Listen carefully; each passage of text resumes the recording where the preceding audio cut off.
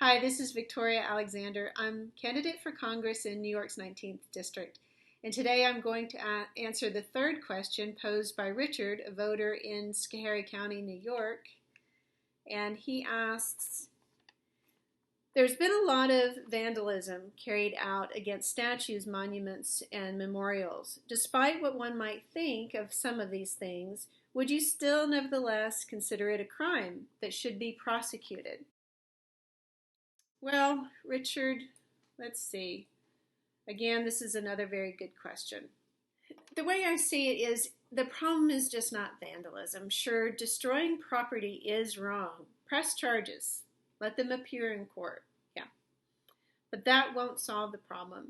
Again, my answer is, and always is, you can't just address the symptoms. I'd actually been thinking a lot about these issues over the past year before these recent events, because I was in Russia this winter on a Fulbright grant as part of a program with the U.S. State Department to engage in intellectual exchange in order to set our countries on a path toward peace. And I had the privilege of working with a Russian graduate student who was studying the situation in the U.S. and looking into this problem where people have been protesting for many years now against the Confederate statues that exist throughout the South. The Russians have experience with this, so it was interesting to hear their points of view with regard to our situation. They had many Soviet-era statues of Stalin and KGB officers that were pulled down or destroyed in the 1990s. This didn't happen without debate and some conflict. Some people wanted to keep the memory and the lessons learned from that era in public view. Others just wanted to tear that page out of the history book. Some still had pride in the original intentions of the Soviets and the way they defeated the Nazis. So it was complicated. But Stalin's statues have all come down. They've been removed to graveyards and museums. The problem with attacking the symbols is that this doesn't address the underlying beliefs that gave power to those symbols. Those beliefs can just move to a new symbol, and they do. In Russia, some of the power-wielding KGB became land-owning oligarchs. In the U.S., slavery was abolished everywhere except in the prison system. So slavery moved from plantations to the penitentiaries. And that has a lot to do with why police brutality and unlawful arrests exist in the U.S. It's part of that prison pipeline system to get cheap labor for hundreds of U.S. corporations. Tearing down statues is very significant because radical political change and revolutions, civil wars, are often accompanied by violent attacks on symbols. And that's what we're seeing. This is very serious. That's why your question, Richard, is so important. And again, I wouldn't call it vandalism because it's not just the destruction of property. The word for this is iconoclasm. It's the act of breaking or destroying images set up by institutions, state, or church as objects of veneration. At least it's a special kind of vandalism, I guess.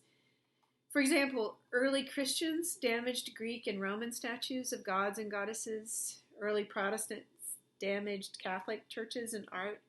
If you've traveled in Europe or visited a museum here in the U.S., you've seen evidence of these violent movements that damaged statues and icons.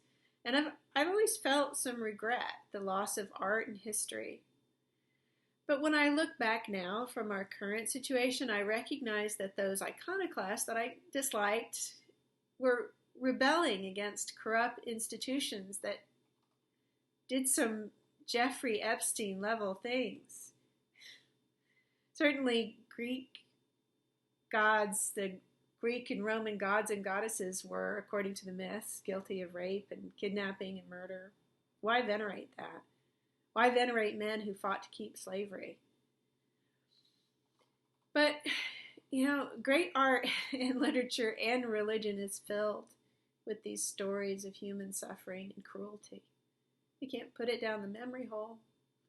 We could stop glorifying those who use violence on others. I'm glad to see that some city officials are sensible enough to remove statues from public sites and put them in a museum where the full story can be told about that person's history.